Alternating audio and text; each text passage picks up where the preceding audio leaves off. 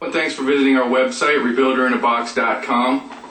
Today we're going to be rebuilding the Bosch Alternator, popular on Dodge Ram.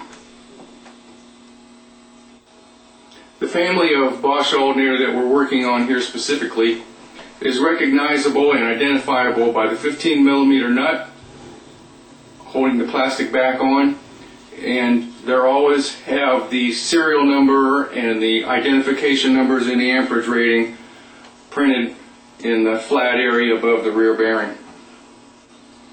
To take the rear plastic cover off, there's a Phillips head down in here, and take the 15mm socket to take the rear nut off. Some of these models have a built-in regulator like this one.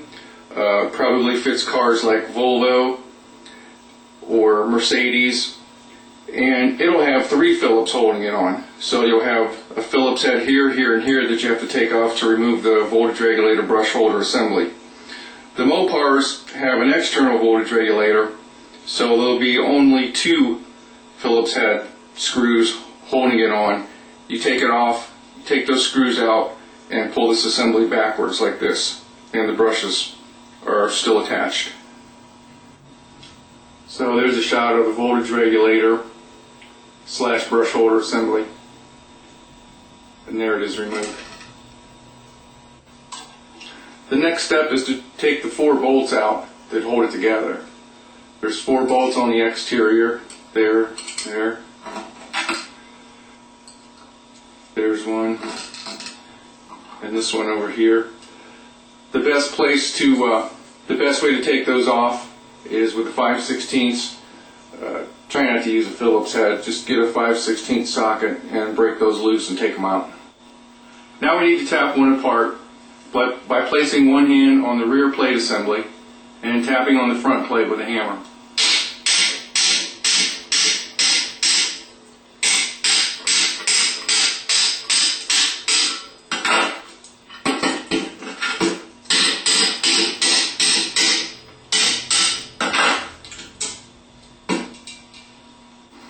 You'll notice that we removed the windings and everything with the rear plate assembly, and we're going to want to tap the rear bearing retainer out. Here's the rear bearing plastic retainer. You'll notice that the opening on it faces where the brush holder was, so when you put that back in there, you'll want to take note of that. Also, there are 3 lineup teeth that have corresponding areas underneath. Now we need to remove the rear pulley. Hold on with your left hand with a pair of gloves onto the outside diameter of the pulley. Then use a 1/2 inch impact and a 15/16 socket.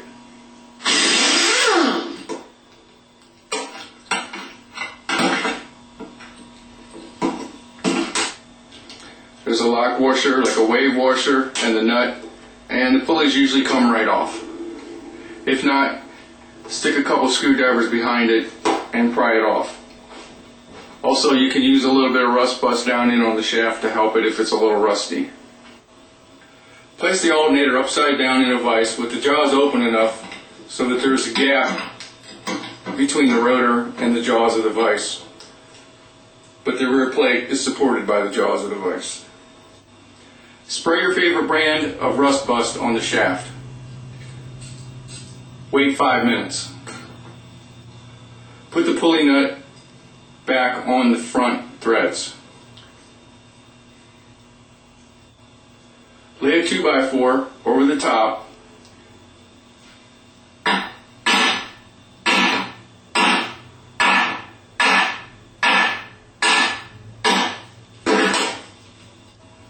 Be extremely cautious during this operation to ensure that the slip ring where the brushes ride doesn't come in contact with the adjusting bar at the bottom of the vise. This is the spacer that's behind the pulley that was left over after we removed the shaft. This is the outside, the part that's towards the pulley. You'll always notice a little bit of rust on that surface. this part with the smaller